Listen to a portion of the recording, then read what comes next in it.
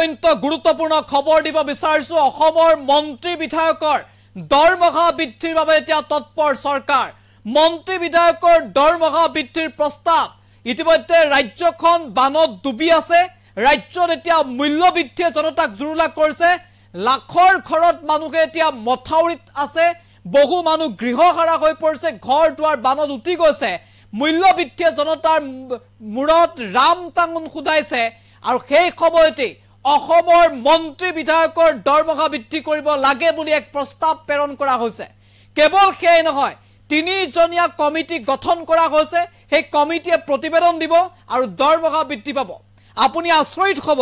যে যদি এইবাৰ দৰমহা বৃদ্ধি পায় তেতিয়াহ'লে অসমৰ বিধায়কৰ দৰমহা হ'ব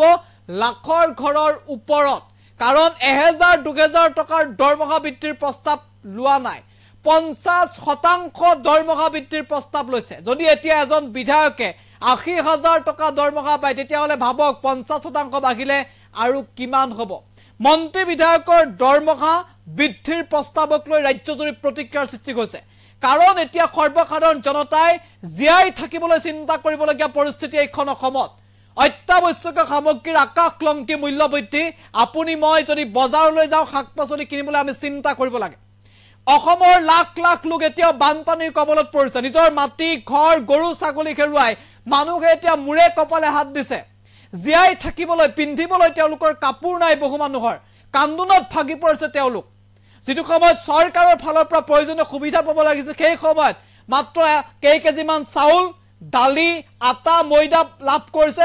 বানাকান্ত্ৰই আৰু হেয়াই তেওঁলোকৰ জীৱন মথাউৰিত আছে ঘৰলৈ যাবলৈ চিন্তা কৰিছে সেই সময়ত অসমৰ মন্ত্ৰী বিধায়কৰ দৰমহা বৃদ্ধিৰ বাবে এতিয়া এক প্ৰকাৰৰ কমিটি গঠন কৰি তৎপৰ হৈ পৰিছে বিধানসভাৰ অধ্যক্ষ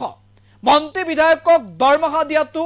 এই মুহূৰ্তত বা দৰমহা বৃদ্ধি কৰাটো এই মুহূৰ্তত কিমান প্ৰয়োজন সেয়া নিশ্চিতভাৱে প্ৰশ্ন উঠিছে সেয়া প্ৰশ্ন উঠিবই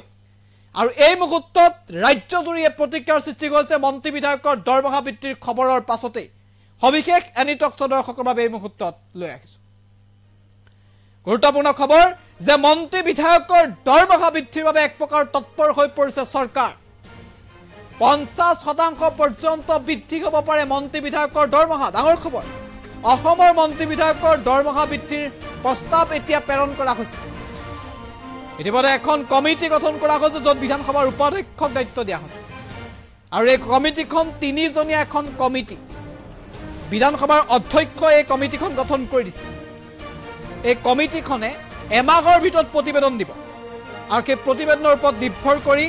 দৰমহা বৃদ্ধি প্ৰস্তাৱ দিয়া হৈছে আৰু দৰমহা বৃদ্ধিৰ প্ৰস্তাৱ প্ৰায় 50% দৰমহা বৃদ্ধিৰ প্ৰস্তাৱ এই অসমত এতিয়া বানত জনতাই ককবকাই আছে অসমত এতিয়া অত্যাধিক মূল্য বৃদ্ধিয়ে জনতাক জুৰুলা কৰিছে সেই সময়ত মন্ত্ৰী বিধায়কৰ দৰমহা বৃদ্ধিৰ বাবে এক প্ৰকাৰ তৎপৰ হৈ পৰা পৰিলক্ষিত হৈছে বিধানসভাৰ অধ্যক্ষ ইয়াৰ পাছত আপুনি নিজে বিবেচনা কৰক যে এই খবৰক লৈ আপুনি আচলতে কি প্ৰতিক্ৰিয়া প্ৰকাশ কৰিব ইতিমধ্যে দল সংগঠনৰ ফালৰ পৰা প্ৰতিক্ৰিয়া প্ৰকাশ কৰা হৈছে এই মুহূৰ্তত আমি কৃষক মুক্তি সংগ্ৰাম সমিতিৰ এজন নেতাৰ ভাষ্য আছে আমি আগবঢ়াইছো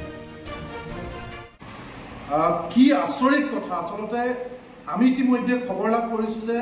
বিধানসভাৰ অধ্যক্ষ ডাঙৰীয়াই মন্ত্ৰী বিধায়কৰ দৰমহা বৃদ্ধি কৰিবৰ কাৰণে তিনিজনীয়া এখন আয়োগ গঠন কৰিছে আৰু সেই আয়োগে সিদ্ধান্ত লৈছে যে মন্ত্ৰী বিধায়কৰ দৰমহা এতিয়া 50% পৰ্যন্ত বৃদ্ধি কৰা হ'ব আৰু প্ৰাক্তন মন্ত্ৰী বিধায়কৰ পেঞ্চনো বৃদ্ধি কৰা হ'ব এই সময়ছোৱাত আমি এটা কথা ক'ব বিচাৰিছো যে যি সময়ত এগৰাকী চৰকাৰী চাকৰিয়ালে গোটেই জীৱন চাকৰি কৰাৰ পাছত নতুন পেঞ্চন নীতি অনুসৰি তেওঁক পেঞ্চন প্ৰদান কৰা নহ'ব আৰু এদিন বা এবেলাৰ কাৰণে যদি কোনো মানুহে মন্ত্ৰী বিধায়ক হয় তেতিয়াহ'লে তেওঁ গোটেই জীৱনটো পেঞ্চন লাভ কৰিব এই ধৰণেৰে যিবিলাক চৰকাৰী প্ৰতিনিধিয়ে চৰকাৰী কৰ্মচাৰীক পেঞ্চনৰ ক্ষেত্ৰত তেওঁলোকে ষ্টেণ্ড দিব নোৱাৰে চৰকাৰী কৰ্মচাৰীয়ে পেঞ্চন পাব লাগে বুলি বিধানসভাত এটা টু শব্দ ক'ব নোৱাৰে সেইবিলাক জনপ্ৰতিনিধিয়ে কি যুক্তিত বাৰে বাৰে নিজৰ দৰমহা বৃদ্ধি কৰি থাকিব বিচাৰিছে সেইটো আটাইতকৈ লাজ লগা কথা দ্বিতীয় কথা হৈছে এই সময়ছোৱাত আমি সকলোৱে জানো যে চৰকাৰখন দেউলীয়া লাখ কোটি টকা ধাৰ লৈছে চৰকাৰে আৰু বাটে পথে এতিয়া কৰৰ সঞ্চাৰ গাড়ী ৰখাই খেদি খেদি ট্ৰেক্টৰক টেক্স লোৱা প্ৰতিটো বস্তুৰ অত্যাৱশ্যকীয় মূল্য বৃদ্ধি যাৰ কাৰণে সাধাৰণ মানুহ জুৰুলা হৈছে সাধাৰণ মানুহৰ কাৰোবাৰ যদি অসুখ হৈছে তেতিয়া চিকিৎসাৰ কাৰণে মাটি বাৰী বিক্ৰী কৰিবলগীয়া হৈছে মানুহে ত্ৰাহি মধুসূদন দেখিছে তাৰ পাছত সিন্ডিকেটৰ টকা লোৱা মন্ত্ৰী বিধায়কে অবৈধ ধনৰ ইনকাম থকা এইবিলাক ৰাজনৈতিক নেতাই কি যুক্তিত নিজৰ দৰমহা 50% বৃদ্ধি কৰিব বিচাৰিছে এই কথাটো আমি তেওঁলোকক প্ৰশ্ন কৰিব বিচাৰিছো যি সময়ত সমগ্ৰ অসমৰ মানুহ এতিয়া বানপানীত ককবকাই আছে মানুহে ৰিলিফ পোৱা নাই মাত্ৰ এপোৱা চাউল 100 গ্ৰাম মিঠাতেল দি ঠগিছে মানুহক ঔষধ যোগান ধৰিব পৰা নাই পশু খাদ্য দিব পৰা নাই মানুহক যাতায়াতৰ ব্যৱস্থা কৰিব পৰা নাই সেই সময়ত 49% ৰাইজ এবাৰ ভাবক আজিৰ দিনটোত এগৰাকী বিধায়কৰ দৰমহা 1,70,000 সকলো মিলাই প্ৰায় 2 লাখ টকা দৰমহা আৰু 50% হলে 3 লাখতকৈ অধিক দৰমহা পাব কি কাম তেওঁলোকৰ কিয় তেওঁলোকে এনেকৈ দৰমহা বঢ়াইছে এয়া স্বাৰ্থপৰ আৰু দেশদ্ৰোহিতা নহয় জানো এয়া স্বাৰ্থপৰ আৰু দেশদ্ৰোহী মানুহে এই কাম কৰিব পাৰে আমি লাজ লাগিছে আমি তেওঁলোকক কৈছো যে এই ধৰণৰ ৰাইজৰ টকাৰে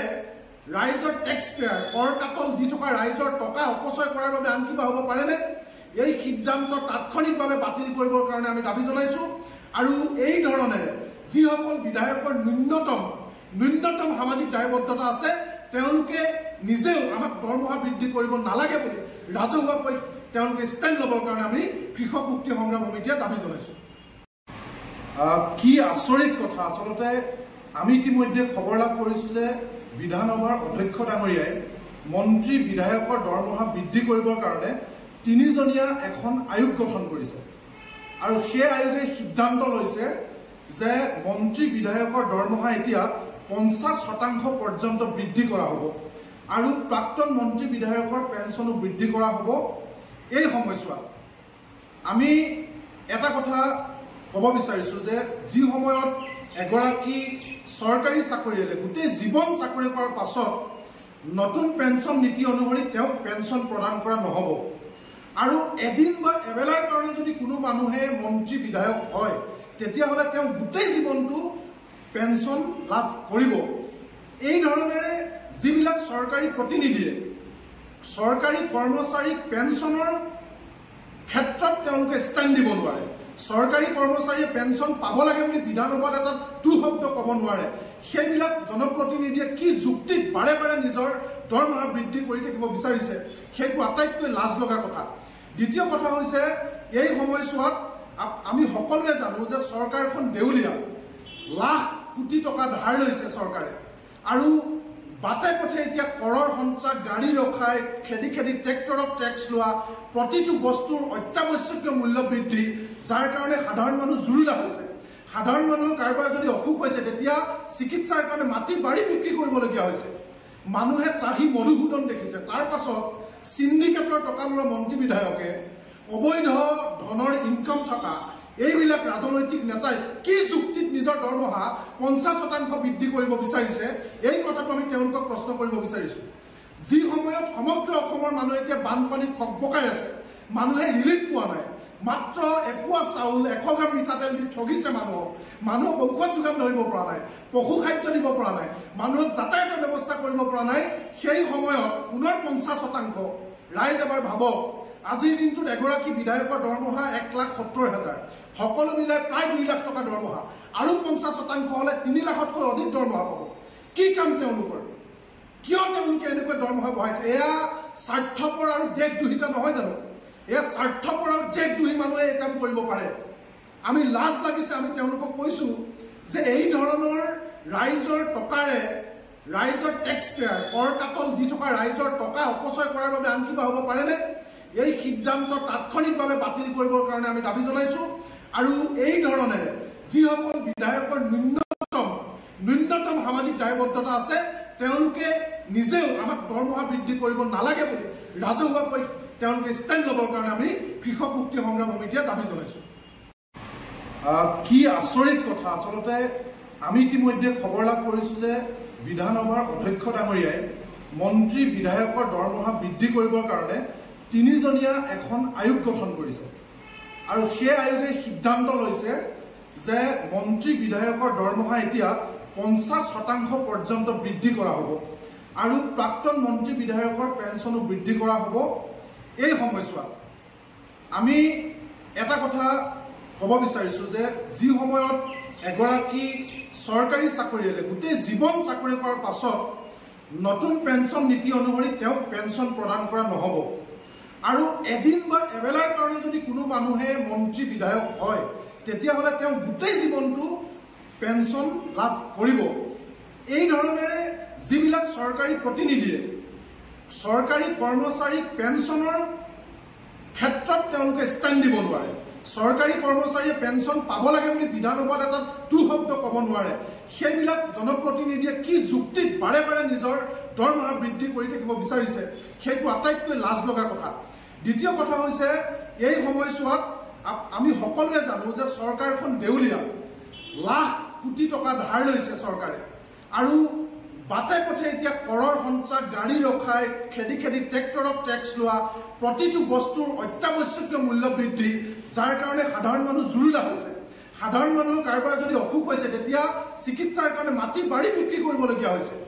মানুহে ত্ৰাহি মধুসূদন দেখিছে। তাৰ পাছত চিণ্ডিকেটৰ টকা লোৱা মন্ত্ৰী বিধায়কে, অবৈধ ধনৰ ইনকাম থকা এইবিলাক ৰাজনৈতিক নেতাই কি যুক্তিত নিজৰ দৰমহা 50% বৃদ্ধি কৰিব বিচাৰিছে, এই কথাটো আমি তেওঁলোকক প্ৰশ্ন কৰিব বিচাৰিছোঁ। যি সময়ত সমগ্ৰ অসমৰ মানুহ এতিয়া বানপানীত ককবকাই আছে,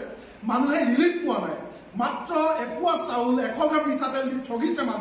মানুহক ঔষধ যোগান ধৰিব পৰা নাই, পশু খাদ্য দিব পৰা নাই, মানুহক যাতায়াতৰ ব্যৱস্থা কৰিব পৰা নাই। সেই সময়ত পুনৰ 50%। ৰাইজ এবাৰ ভাবক, আজিৰ দিনটোত এগৰাকী বিধায়কৰ দৰমহা 1,70,000, সকলো মিলাই প্ৰায় 2 লাখ টকা দৰমহা, আৰু 50% হ'লে 3 লাখতকৈ অধিক দৰমহা পাব। কি কাম তেওঁলোকৰ? কিয় তেওঁলোকে এনেকৈ দৰমহা বঢ়াইছে? এয়া স্বাৰ্থপৰ আৰু দেশদ্ৰোহিতা নহয় জানো? এয়া স্বাৰ্থপৰ আৰু দেশদ্ৰোহী মানুহে এই কাম কৰিব পাৰে। আমি লাজ লাগিছে, আমি তেওঁলোকক কৈছোঁ যে এই ধৰণৰ ৰাইজৰ টকাৰে, ৰাইজৰ টেক্স পেয়াৰ, কৰ কাটল দি থকা ৰাইজৰ টকা অপচয় কৰাৰ বাবে আন কিবা হ'ব পাৰেনে? এই সিদ্ধান্ত তাৎক্ষণিকভাৱে বাতিল কৰিবৰ কাৰণে আমি দাবী জনাইছোঁ। আৰু এই ধৰণেৰে যিসকল বিধায়কৰ ন্যূনতম সামাজিক দায়বদ্ধতা আছে, তেওঁলোকে নিজেও আমাক দৰমহা বৃদ্ধি কৰিব নালাগে বুলি ৰাজহুৱাকৈ তেওঁলোকে ষ্টেণ্ড ল'বৰ কাৰণে আমি কৃষক মুক্তি সংগ্ৰাম সমিতিয়ে দাবী জনাইছোঁ। কি আচৰিত কথা! আচলতে আমি ইতিমধ্যে খবৰ লাভ কৰিছোঁ যে বিধানসভাৰ অধ্যক্ষ ডাঙৰীয়াই মন্ত্ৰী বিধায়কৰ দৰমহা বৃদ্ধি কৰিবৰ কাৰণে